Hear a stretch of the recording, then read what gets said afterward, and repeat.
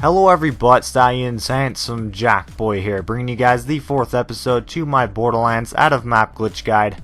And in this episode, I'm going to be showing you all how to glitch out of Arid Hills. Now, this one I actually just discovered pretty recently, actually, and it's a really cool little glitch. There is some grenade jumping involved, so to you guys out there that don't know how to grenade jump, I will quickly cover that once we get into the actual tutorial. But as you can see, I'm walking on this, or on the back of I think it's a hibernating rack hive.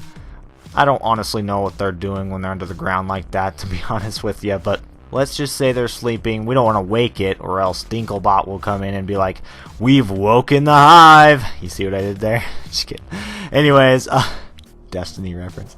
But yeah, there's some other cool things out here, like this weird looking bandit camp. There's even a solid little hut over here, and by solid I mean you don't just walk through it like a lot of other things out here. It's solid. You actually have to go in the door to get inside, which I don't know, I just find that pretty funny. Anyways, let's move on to the actual guide now, shall we? Now, the first and most obvious step is to fast travel to the Arid Hills. Now, you're probably wondering, why am I showing you guys this? It's very obvious. Why?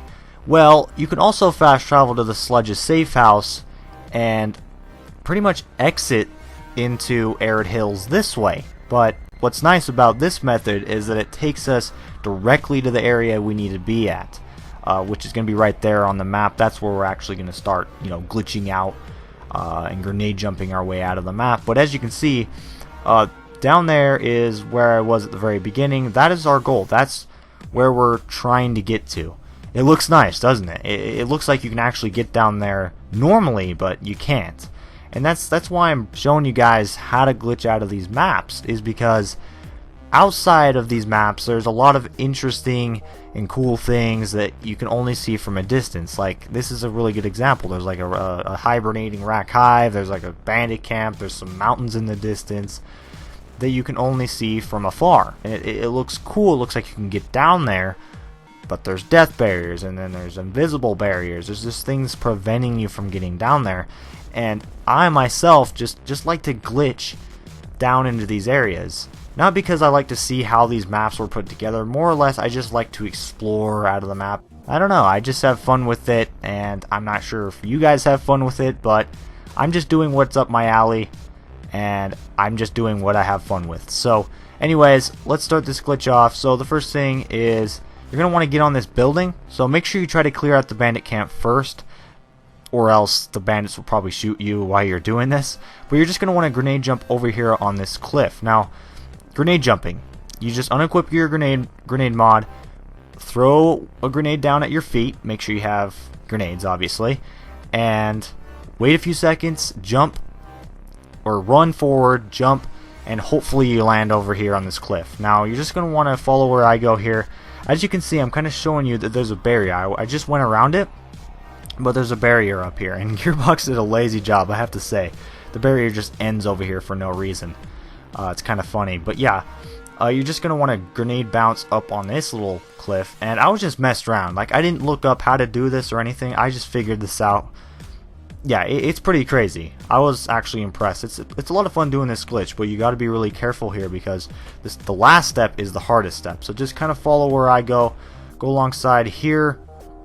As you can see, I'm just kind of looking down there to show you that we're pretty much out of the map. This isn't, you can't get up here normally.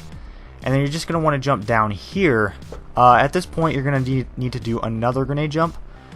This is the second to last grenade jump, I think. But yeah, you're just going to want to grenade jump right here. I think this took me, it took me a couple attempts. So yeah, grenade jumping might be a little bit difficult at first. I think grenade jumping in Borderlands 2 is easier than doing it in Borderlands 1. I don't know. I honestly haven't done a whole lot of Borderlands 2 grenade jumping, so I can't really tell you for sure. It's more or less up to personal preference, I think, but you're just going to want to go through this rock wall, and then you're just going to want to jump down here. Now, this is the final step. to glitching out of this map, and it is the hardest step, like I said. So what you're gonna need to do is grenade jump over to where I'm looking. Now this took me quite a few attempts. This may take you quite a few attempts, and it got a little frustrating to say the least. And I was pretty upset by this one because I fell through the ground, and it's supposed to be solid. I don't know what happened, but you're either gonna fall through the ground or die from a death barrier if you don't make it. But yeah, so you're just going to want to do a sprint grenade jump. So throw your grenade down, back up a little bit, sprint forward, and jump, hopefully as soon as the grenade explodes, and just cross your fingers that you land over here. That's all I can say. I can't guarantee if you will. Again, it may take you a few tries, maybe even more than a few tries like it did for me, but remember, I was experimenting. I was, trying to figure this out for myself. This could already be out there on the internet for all I know, but I just wanted to share this with you guys because I found this, really cool.